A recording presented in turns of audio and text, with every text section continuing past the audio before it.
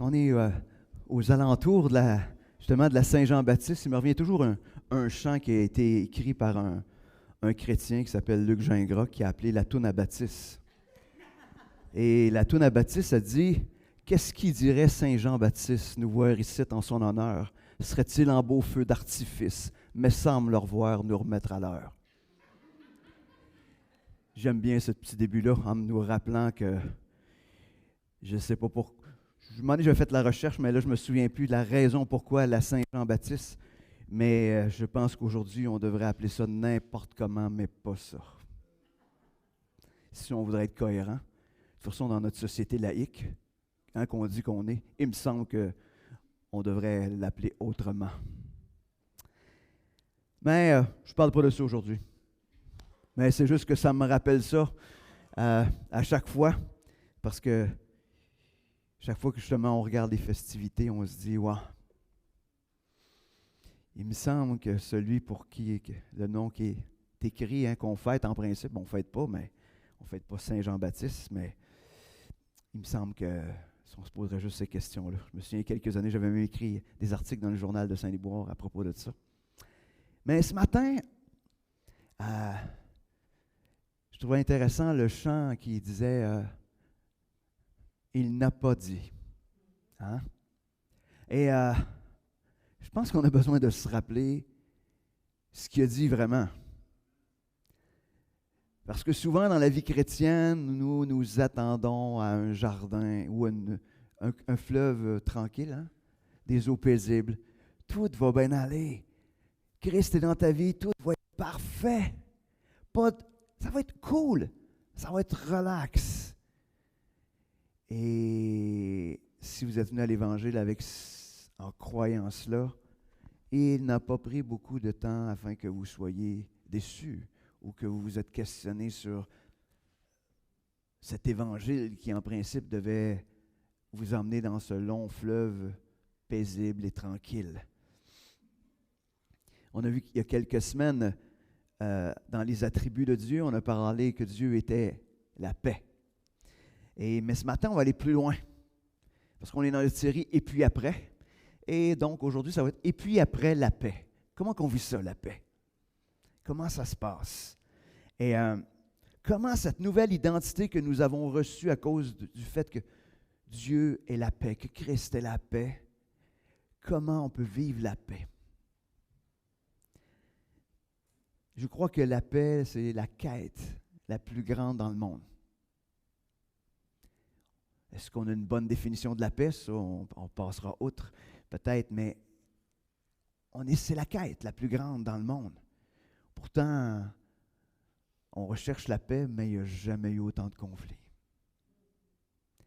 Même des conflits, des grands conflits mondiaux, mais aussi des multitudes de petits conflits à l'intérieur de nos propres vies, même des conflits dans nos églises, des conflits entre frères et sœurs, des conflits dans les familles, des conflits.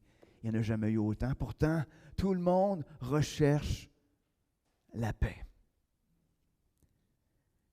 Ça se peut-tu qu'on ne la trouve jamais? Dans le monde, c'est impossible de trouver la paix. Même si on la cherche, même si on est en train de poursuivre cela. Mais je crois que comme enfants de Dieu, on a besoin continuellement de se rappeler qui nous sommes en Christ et ce qu'il a fait et ce qu'il continue à faire dans nos vies. Cette semaine, je lisais dans le livre des Actes, au chapitre 14, les versets 21 à 23.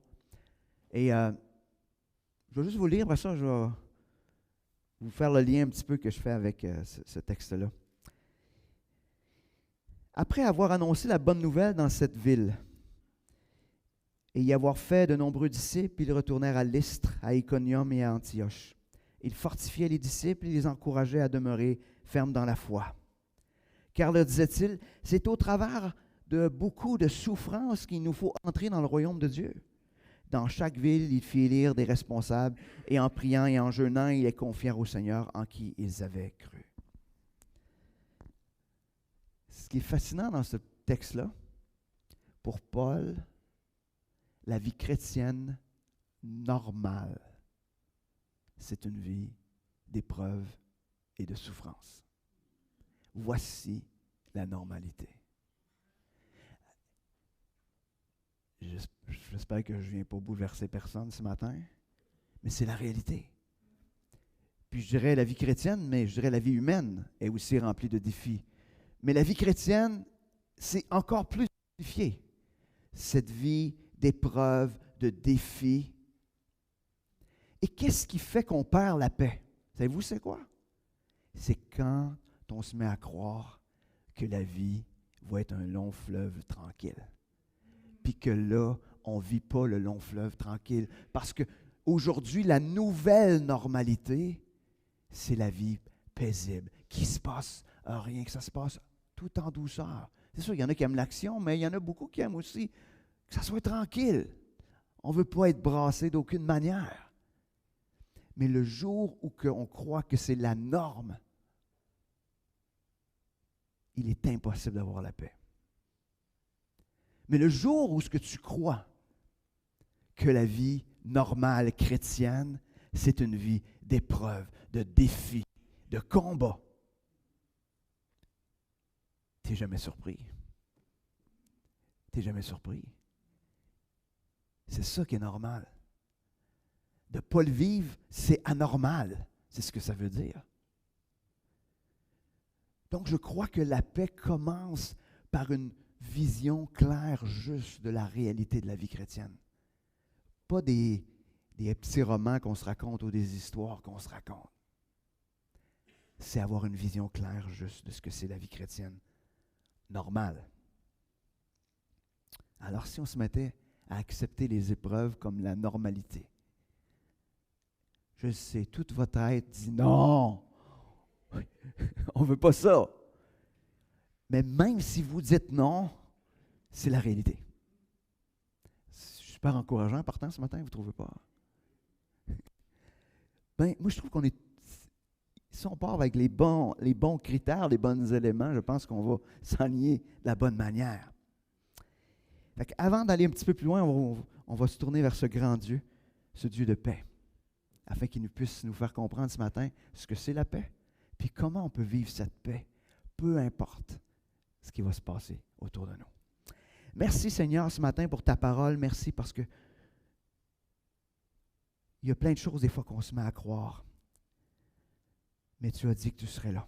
Et ça, c'est la vérité. Que tu serais là dans tout ce qu'on vit, dans tous les moments, dans tous les défis, dans toutes les épreuves, dans les bons moments, dans les moments joyeux, dans les temps de réjouissance.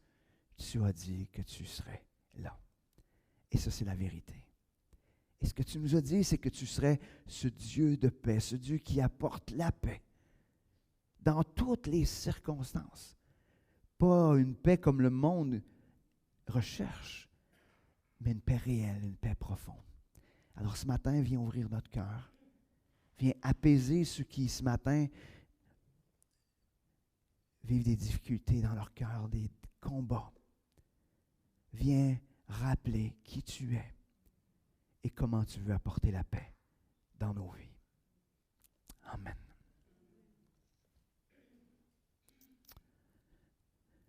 Le mot paix dans les Écritures, c'est un mot qu'on retrouve d'un couvert à l'autre des Écritures. Dans l'Ancien Testament, on va parler de shalom. Hein? D'ailleurs, c'est la salutation parmi le peuple juif. Mais la paix, c'est souvent ou c'est presque toujours associé à la relation d'amour, une relation de loyauté envers Dieu et aussi avec les gens qui nous entourent. Donc, ça implique la relation. C'est ce qu'on retrouve comme concept dans les Écritures. Mais qu'est-ce que la paix? Les psaumes encore sont une source importante d'un riche exemple pour nous parler de la paix, mais on va prendre seulement un verset. Le psaume 4, verset 9. Ça, c'est le fun c'est le verset des insomniaques, hein, probablement, de ceux qu'on a du à s'endormir. Mais ça dit, dans la paix, je me couche et je m'endors aussitôt. Grâce à toi seul, ô Éternel, je demeure en sécurité.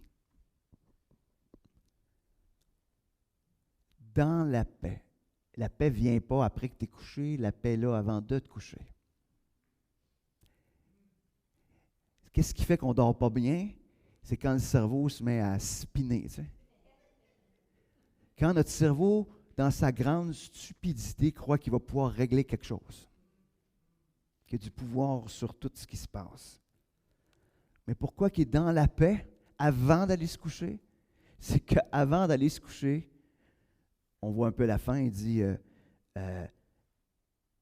il pose toute chose dans les mains de Dieu parce qu'il est convaincu que dans les mains de Dieu, il va être en sécurité. Tout simplement. C'est cette conviction profonde ou cette connaissance de Dieu parfaite, ou plus parfaite, je devrais dire, parce qu'elle n'est jamais complète, que Dieu va s'en occuper.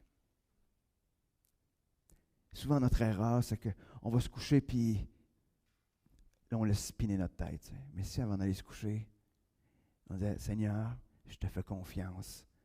Voici, je te donne l'ouvrage pour cette nuit.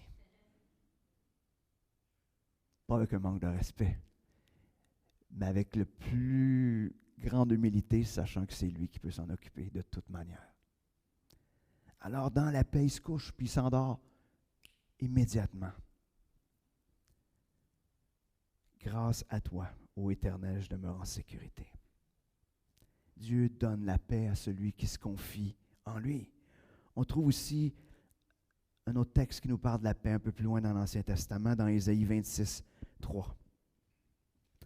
À celui qui est ferme dans ses dispositions, tu assures une paix parfaite parce qu'il se confie en toi. Ça semble presque un terme conditionnel, la paix ici. Mais dans les faits, ce qu'il est en train de nous dire, c'est quand on est ferme dans nos dispositions, ça veut dire quand il y a juste Dieu, il n'y a pas quelqu'un d'autre. Quand Dieu est notre tout, quand Christ est plus que suffisant, puis qu'on se confie en lui, c'est ça ferme dans nos dispositions. C'est pas, ah ouais, là, je vais aller m'occuper de tout ça. Non, Seigneur, je te laisse tout ça. À celui qui est ferme dans ses dispositions, tu assures. C'est une assurance. On est dans l'ordre de la promesse. Une paix parfaite. Pourquoi? Parce qu'on se confie en Dieu. Se confier en Dieu. Hey, ce matin, là, je suis en train de vous apprendre quoi de nouveau. Hein? Pas en tout. On le répète tellement de fois. Ça a l'air tellement simple qu'on ne le fait pas. C'est tout simplement se confier en Dieu. Tout simplement. Chaque fois qu'on est troublé, chaque fois que la paix devient impossible, c'est parce qu'on est en train de, dans notre tête, d'essayer de gérer les affaires.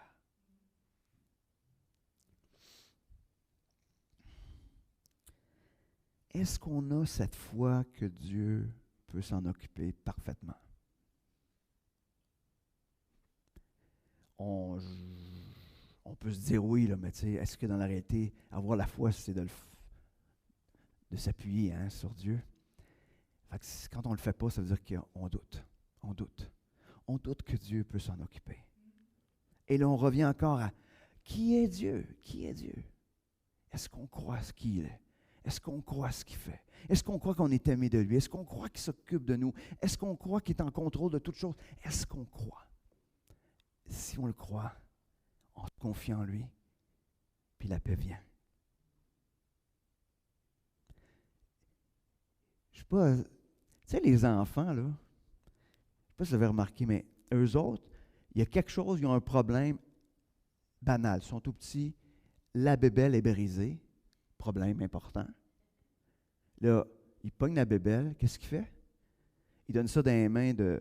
Ça dépend à qui, mais des fois c'est du père ou de la mère, ça dépend qui est présent.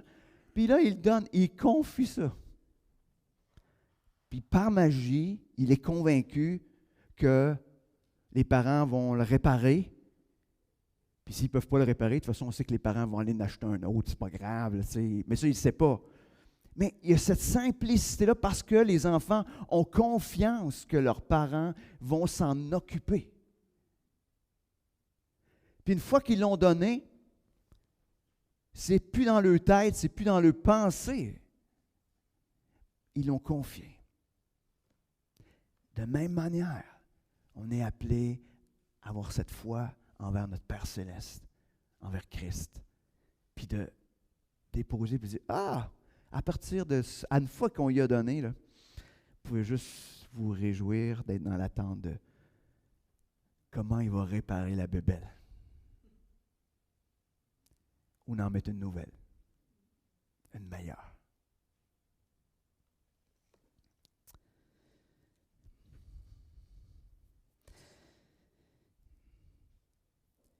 Dieu savait de tous les temps qu'on ne serait pas capable de vivre cette paix-là qu'on retrouve dans l'Ancien Testament.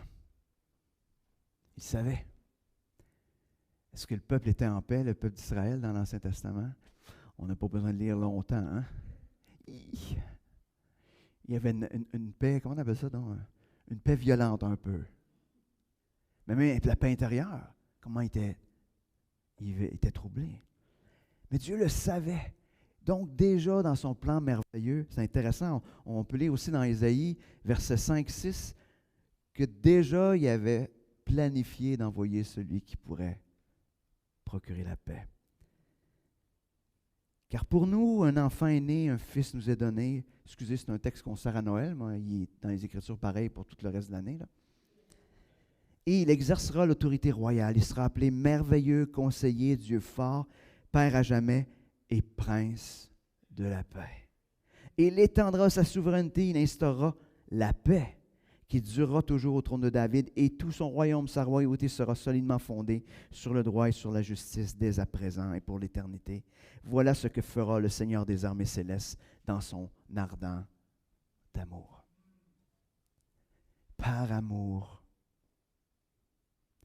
Dieu envoie ce prince de la paix qui va venir instaurer une paix. Là, on lit ça, on dit, ça n'a pas l'air que ça marche encore. On sait que cette paix-là sera parfaite au ciel, mais on sait qu'elle peut être parfaite maintenant dans nos vies. Jésus donc était à la fois le roi, le sauveur, le prince. C'est intéressant, on parle de roi la semaine passée, on s'est dit, y a-t-il un roi, hein? Ben oui, il y en a encore une fois une répétition de cela. Le roi, le sauveur, le prince de la paix, celui qui vient instaurer la paix avec Dieu. Tout cela parce qu'il nous aime. Nouveau Testament, à sa naissance, les anges ont chanté qu'il venait apporter la paix. Hein, Luc 2, 14. Gloire à Dieu au plus haut des cieux et paix sur la terre aux hommes qu'il aime. Wow! Encore une fois, Jésus est celui qui vient procurer la paix. Mais avant de... Je trouve qu'il y a un élément qu'il faut quand même mentionner. Pour pouvoir vivre la paix ou pouvoir expérimenter la paix au quotidien, il faut premièrement être en paix avec Dieu. Ça commence là. Romains 5.1 nous dit, puisque nous avons été déclarés justes en raison de notre foi, nous sommes en paix avec Dieu grâce à notre Seigneur Jésus-Christ. Colossiens 1.20 nous dit, et c'est par lui qu'il a voulu réconcilier avec lui-même l'univers tout entier, ce qui est sur la terre et ce qui est au ciel, en instaurant la paix par le sang que son Fils a versé sur la croix. Pour pouvoir vivre la paix, il faut premièrement être en paix avec Dieu. Est-ce que vous êtes en paix avec Dieu? Est-ce que vous êtes en paix avec Dieu? Cette paix devient présente lorsque nous acceptons que Jésus est notre Seigneur et notre Sauveur. Quand on reconnaît qu'on mérite la condamnation, que c'est un cadeau gratuit qu'on reçoit, parce qu'il porte tout ça à la croix. Et il n'y a de salut en aucun autre qu'en Christ. C'est à ce moment-là qu'on reçoit la paix. Est-ce que nous l'avons oublié? Peut-être qu'il faut revenir pour ceux, parce que tout le monde, peut-être ici, me dit ce matin, « Ah oui, nous, on a la paix avec Dieu. » Oui, mais te souviens-tu? Te souviens-tu du moment où ce que tu as reçu, où tu as goûté pour la première fois de la paix avec Dieu? Qu'est-ce que tu as vécu? Qu'est-ce qui s'est passé? Qu'est-ce qui s'est passé qui fait que ce moment-là, il n'y aurait rien qui vous aurait enlevé la paix? Absolument rien. Et qui fait qu'au fil des années, la paix a pris le bord. Est-ce que ce Jésus est devenu moins grand? Est-ce qu'on a oublié que c'est sur la croix qu'il a gagné cette paix-là? Donc maintenant, on va rentrer dans comment on peut vivre un peu plus de manière concrète cette paix-là. Et cette section-là, je l'ai appelée « Et puis après la paix ». Si je crois donc que Christ est la paix, si je crois qu'il s'occupe de tout, si je crois que ma nouvelle identité est d'être dans les mains de Dieu, aimé de lui, alors comment se vit la paix? La paix, premièrement, c'est une réaction, je vais dire, transformée. On va tourner dans un passage, moi, que j'aime bien, mais qui nous présente un enseignement de Jésus sur la paix. On est dans Jean 14. Dans Jean 14, il commence en disant que votre cœur ne se trouble point, croyez en Dieu, croyez en moi. Il commence avec ça. Puis après ça, tu sais, on va voir tantôt le verset 27, mais c'est comme une grosse parenthèse qui vient ouvrir. Puis entre-temps, il donne un paquet d'éléments que le cœur va se troubler un peu. Tu sais. Il parle de son départ. Il parle de sa mort. Il parle, je vais partir, puis oui, je vais envoyer un consolateur, mais tu sais, mettons qu'il vient et troubler. Et là, après ça, on arrive au verset 27 de Jean 14. Il dit, je pars, mais je vous laisse la paix. C'est ma paix que je vous donne. Je ne vous la donne pas comme le monde la donne. C'est pourquoi ne soyez pas troublés et n'ayez aucune crainte en votre cœur. On est dans un moment qui est difficile, un moment trouble, je dirais. Comme je disais, peu de temps avant la mort de Christ. Et il savait que ses disciples seraient troublés. Il dit à 2 reprises, verset 1, verset 27, que votre cœur ne se trouble pas. Est-ce qu'on a besoin de l'entendre des fois? Hein? Est-ce que ce verset-là résonne dans votre tête de temps en temps? Moi, il résonne souvent. Là. Moi, j'ai un cœur qui est feluette, là, qui est troublé facile. Tu sais.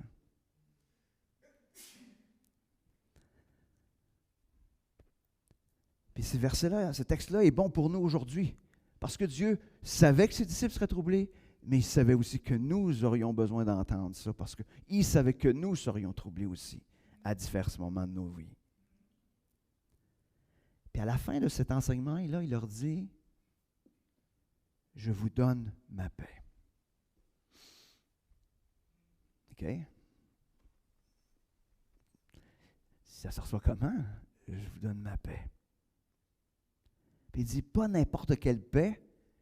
Il dit, je vous donne la mienne. OK.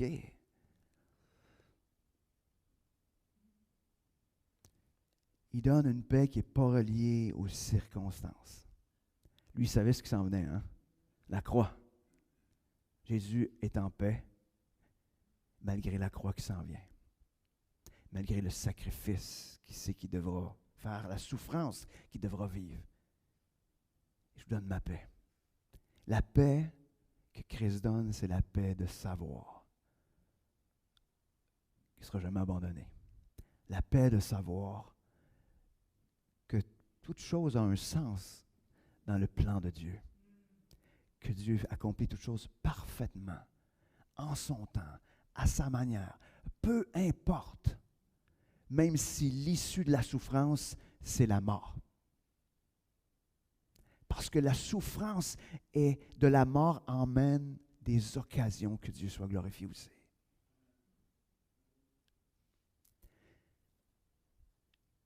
C'est ce qui s'est passé avec Christ à la croix. Sa mort, qu'est-ce qu'elle a fait? Elle a glorifié le Père.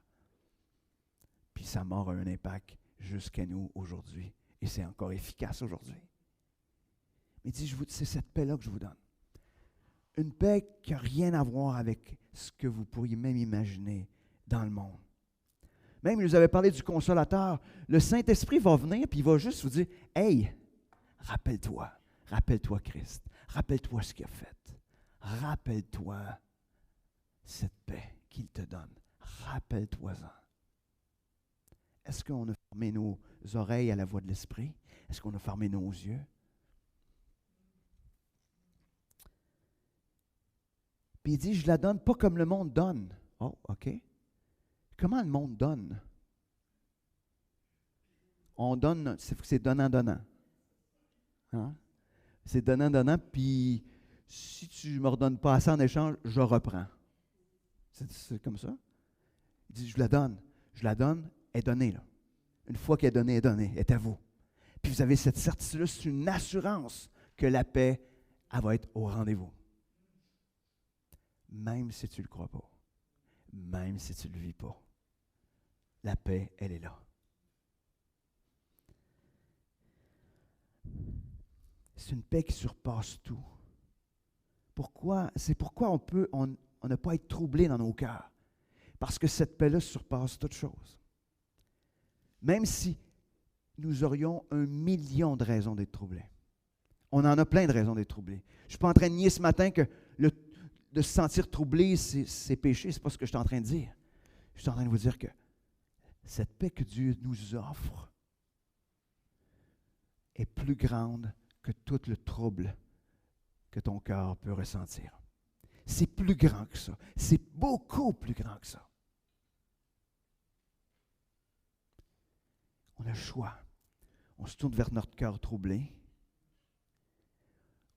ou on se tourne vers celui qui est au-dessus de tout ça, qui est en contrôle de tout ça, qui lui n'est jamais troublé, puis qui dit, je vais être là. Hein, dans la barque, comme on chantait tantôt, hein, dans la barque, quand ça brasse, il est là. Il est là. Donc, il est possible, au milieu des épreuves, des défis de la vie, d'être en paix, si nous mettons notre confiance en Christ. Un autre élément par rapport à la paix, j'appelle ça des relations pacifiques. Parce que nous sommes des enfants de Dieu, parce que nous avons reçu cette paix, nous pouvons aussi être en paix, les uns avec les autres. Il y a des centaines de raisons d'être en guerre les uns avec les autres. Si vous n'en connaissez pas, je peux vous en starter un ou deux. Là. Il y a des centaines de raisons d'être en guerre les uns avec les autres. Même dans l'Église. Même dans l'Église, oui. Il y a des centaines de raisons. Des fois, c'est des banalités. D'ailleurs, les plus grandes guerres dans le monde, c'est partie de les plus grandes banalités. Quand tu réalises ce qui était le déclencheur, c'était une guerre d'ego. Point la ligne. Hein? Tout simplement. D'ailleurs, on a un exemple aujourd'hui avec la guerre en Ukraine. C'est des guerres d'ego. Tout simplement. Une banalité. Mais pour ceux qui ont goûté la paix avec Dieu, on est appelés à vivre en paix avec les autres. Romains 12, versets 17-18 nous dit, « Ne répondez jamais au mal par le mal. Cherchez au contraire à faire ce qui est bien devant tous les hommes, autant que possible, et dans la mesure où cela dépend de vous, vivez en paix avec tous les hommes. » Comment vivre en paix avec les autres? C'est « vengez-vous pas ». Ne vous vengez pas. C'est juste. Il m'a fait ça. Je veux juste se remettre égal. C'est juste. Mais ça, on appelle ça la loi du talion, qui était dans l'Ancien Testament, œil pour œil, dent pour dent. Mais le Nouveau Testament ne nous parle pas de ça. Il dit, non. Il dit, quelqu'un te frappe sur une joue, t'en l'autre. Pas tout à fait la même affaire. Mais ce qu'il dit, c'est, vengez-vous pas. Cherchez pas à gagner par-dessus, à faire payer. Puis il dit, cherchez au contraire à faire ce qui est bien. Est-ce qu'on se questionne là-dessus quand quelqu'un nous fait quelque chose? Qu'est-ce que je peux faire de bien? Comment je peux y faire du bien à cette personne-là? Même quelqu'un qui n'a rien fait de mal, mais comment je peux y faire du bien? Pourquoi on peut être capable de faire ça? C'est parce que nous autres, on est en paix avec Dieu. Comme Luc nous le partageait, notre royaume n'est pas ici. Notre vie n'est pas ici. So what? Tu veux ça, go. Fais-toi plaisir. Mais là, c'est facile, je dis ça en avant, là, mais quand ça m'arrive à moi, j'ai besoin de me rappeler qui je suis, qui Dieu est, qui Christ est. Et quand il dit, dans le fond, mettez tous vos efforts pour vivre en paix avec tous. Pas juste les croyants, là, avec tous. Est-ce qu'on met tous nos efforts quand il arrive des conflits? Est-ce qu'on met tous nos efforts pour être en paix? Pourquoi Christ nous demande ça? Parce que lui avait des super de bonnes raisons de se venger, de détruire, de mettre à mort quand il était sur la croix. Je pense que si nous autres, on aurait été à sa place avec la capacité, le pouvoir que lui, il avait,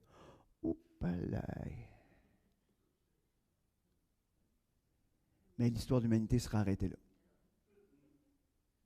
Mais Christ, ce n'est pas ça qu'il voulait. Mais quand il était sur la croix, il a décidé de ne pas se venger. Au contraire, devant toute cette injustice, toute la haine, mais lui le portait à la croix. Toutes les injustices que tu vas subir dans toute ta vie, Christ les a portées à la croix. Toutes les injustices que tu vas faire subir, Christ les a portées à la croix. Tout le rejet que tu vas subir, Christ le portait à la croix. Christ a porté tout ça à la croix, sans se venger. Et c'est pour ça qu'il peut dire, « Hey, sois en paix. Sois en paix avec tous, parce que j'ai payé pour tout ça. » Et ce qui t'attend est bien meilleur que tout ce que tu pourrais perdre sur terre. Ultimement, si nous avons Christ, nous n'avons besoin de rien d'autre. De rien d'autre.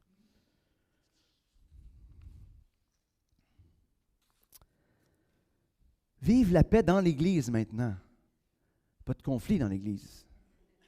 Non. Non, non. Il n'y en a pas ici. Là. On est une Église exceptionnelle. Il n'y en a pas. Fait que, je parle pour les autres. Colossiens 3,15 nous dit que la paix instaurée par le Christ gouverne vos décisions. Car c'est à cette paix que Dieu vous a appelés pour former un seul corps. Soyez reconnaissants.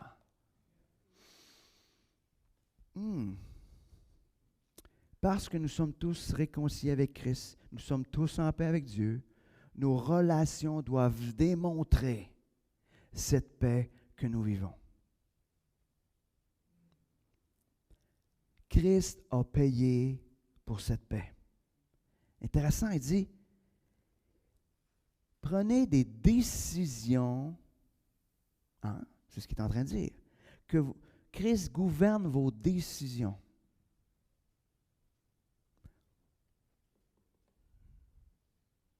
Et si c'est Christ qui gouverne les décisions, la décision qui sera prise sera une décision de paix, une décision pacifique. Il ne s'adresse pas nécessairement juste aux pasteurs et aux leaders de l'Église. Il parle de nos décisions. Ça veut dire que les décisions vont viser la paix entre nous. Chaque fois qu'une décision est prise et que le résultat de la décision est le conflit, je suis désolé, ce n'est pas une décision qui vient de Dieu. Dans nos propres vies, dans les décisions de l'Église, dans les décisions du conseil envers l'Église, ce n'est pas des décisions. On met des nuances, ça ne veut pas dire que ça ne nous brassera pas. Mais si la décision a pour effet de créer la guerre, le conflit dans l'Église, on a besoin de retourner à prier. On a besoin de retourner en prière. Parce qu'il dit, on est appelé à vivre cette paix pour former un seul corps. Quand dans ton corps, il y a des organes qui se mettent à être en chicane les uns avec les autres, ben ça va pas bien. Ça arrive, hein? Mais ça, certaines de ces maladies-là, ils sont mortelles. Hein, c'est quand ton corps commence à rejeter ton corps, hein, il y a des maladies qui ressemblent à ça, là. Ben ça, on appelle ça, c'est la mort. Donc, parce que nous sommes le corps, nous sommes appelés à être en paix, premièrement avec Dieu, mais en paix les uns avec les autres. Les décisions doivent viser la paix. Est-ce qu'il y a des gens qui vont être peut-être dérangés? Possible, c'est pas ça que ça veut dire, mais que ça vise la paix. Ça vise cette unité, afin que ce corps-là ne soit qu'un. Puis spécial, je ne sais pas pourquoi, il finit avec « soyez reconnaissants ». Mais parce qu'il y a de quoi être reconnaissant, qu'on puisse vivre en paix. Je ne sais pas si... Moi, je suis dans plein de comités, pas juste avec des enfants de Dieu, puis je peux vous dire de quoi que... Soyons reconnaissants, qu'on puisse vivre ça, d'être en paix. Mais pourquoi des fois, on ne le vit pas? Parce que nous ne faisons pas confiance à ce prince de paix. On ne s'appuie pas sur lui.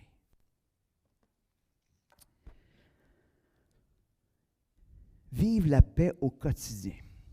En étudiant ce message, j'ai découvert que Paul nous donne la recette. Vous aimez ça, hein, des recettes? Prenez les ingrédients. Il nous donne la recette pour vivre la paix au quotidien. Vous avez vu ça qu'il y avait des recettes dans les Écritures? Il est des sceptiques. Donc, prenez vos crayons, prenez des notes, tous les ingrédients de la recette. La recette se trouve dans Philippiens 4, versets 4 à 7. Il dit, « Réjouissez-vous en tout temps de tout ce que le Seigneur est pour vous. Oui, je le répète, soyez dans la joie. Faites-vous connaître par votre amabilité envers tous les hommes. Le Seigneur est proche. Ne vous mettez pas en souci pour rien, mais en toute chose, exposez vos besoins à Dieu. Adressez-lui vos prières, vos requêtes en lui disant aussi votre reconnaissance.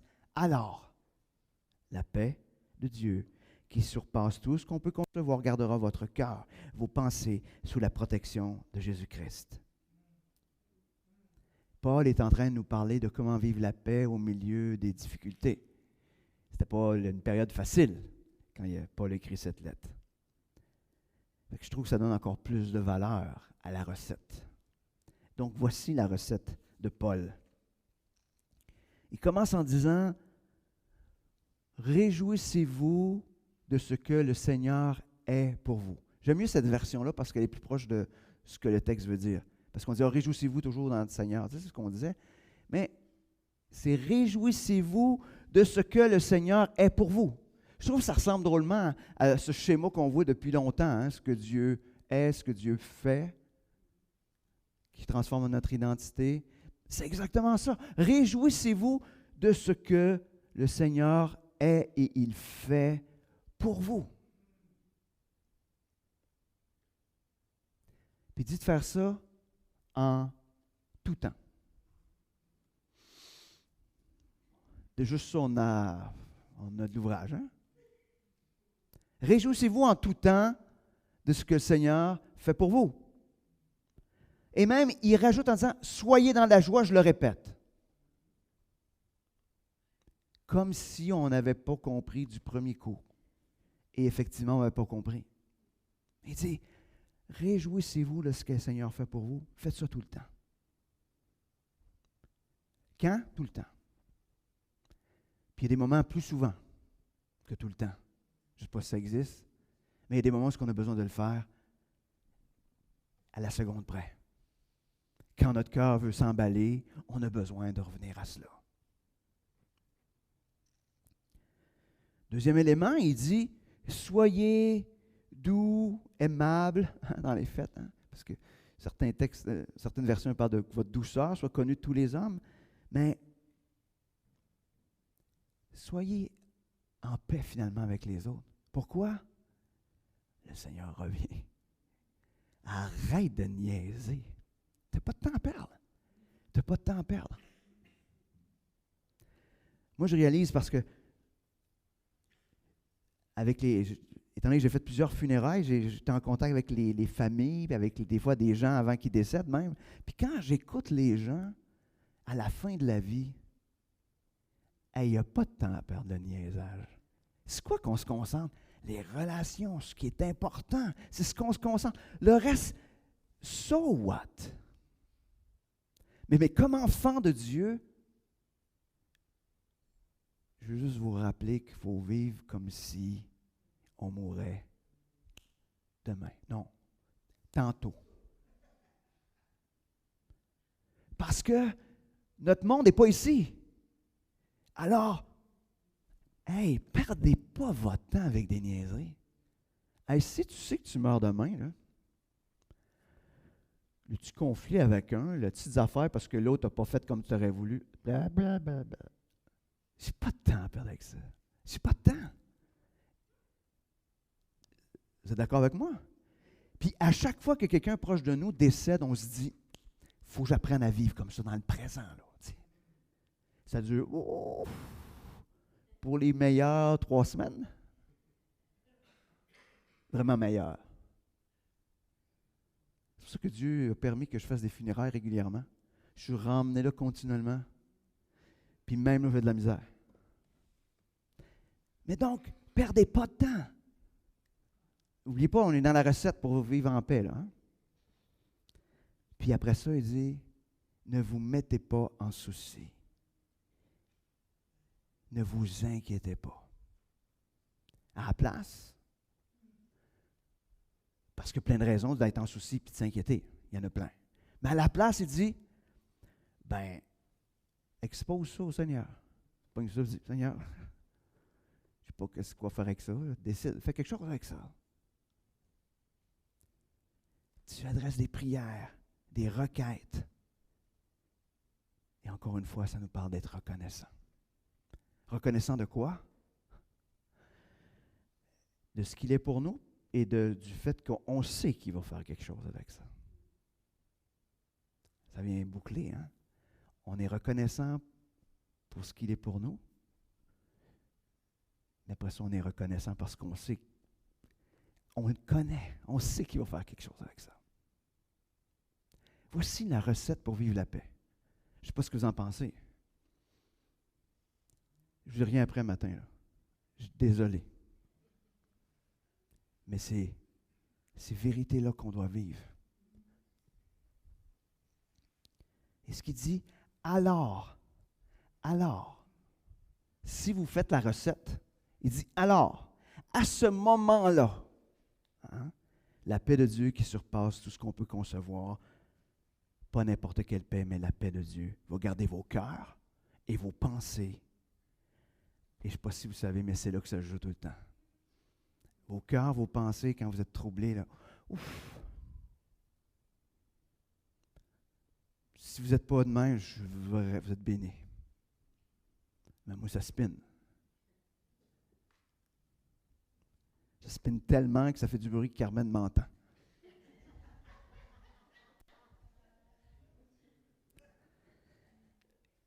Mais ce que ça dit, c'est que cette paix-là va garder mon cœur et mes pensées. Où?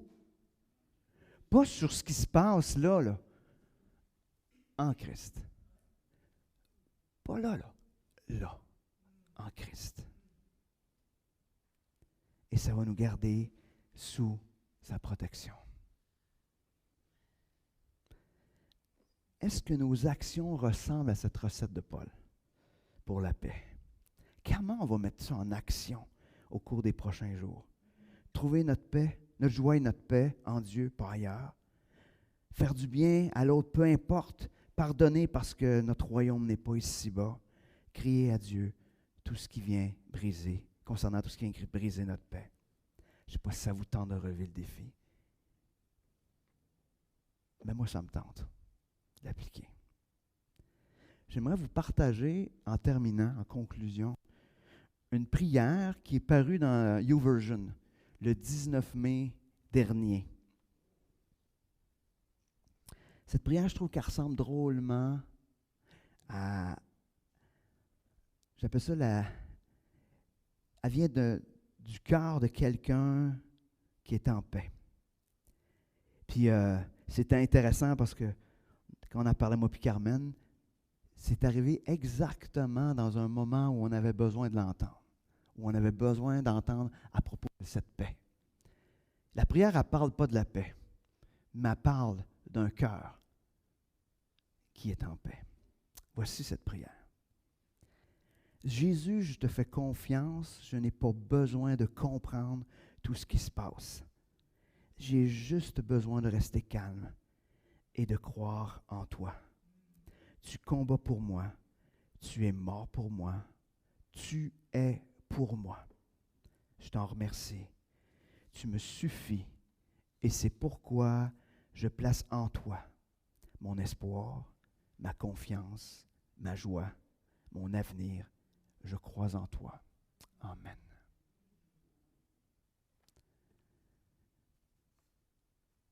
Le jour que Christ prend toute la place, puis que notre regard est fixé sur lui, nous pouvons être en paix, peu importe les circonstances, peu importe ce qui se passe. Et c'est ce que le Seigneur veut qu'on vive. Il ne nous a pas sauvés pour qu'on soit dans la détresse et dans la panique et dans la crainte tout le temps. Non, pour qu'on soit en paix. Donc, je prie, puis pendant que je vais prier, je vais demander, Claudie, tu viens avec un chant qui nous parle un petit peu justement de cela. Je trouve que ça fait même un lien avec cette prière-là, mais je vais prier avant, puis après ça, Merci Seigneur, parce que tu es ce Dieu de paix, ce Dieu qui nous permet d'être en paix, peu importe les circonstances. Seigneur, je te demande de venir rappeler à chacun d'entre nous qui tu es, comment tu vas prendre soin de tout ce qui vient troubler notre paix, comment tu nous aimes assez, comment tu es présent dans notre quotidien, dans tout ce qui se passe. Seigneur, je te réclame la paix. Pas juste la paix avec toi, mais je te réclame la paix dans le cœur de mes frères, de mes sœurs qui sont ici ce matin, qui peut-être ont le cœur troublé, des pensées envahissantes. Seigneur, tu as promis de donner la paix. Tu as promis d'arrêter nos cœurs et nos pensées de s'affoler et d'y mettre la paix à la place. Alors, Seigneur, ce matin, je réclame cela pour mes frères, pour mes sœurs, afin que tous, ensemble, on puisse vivre cette paix.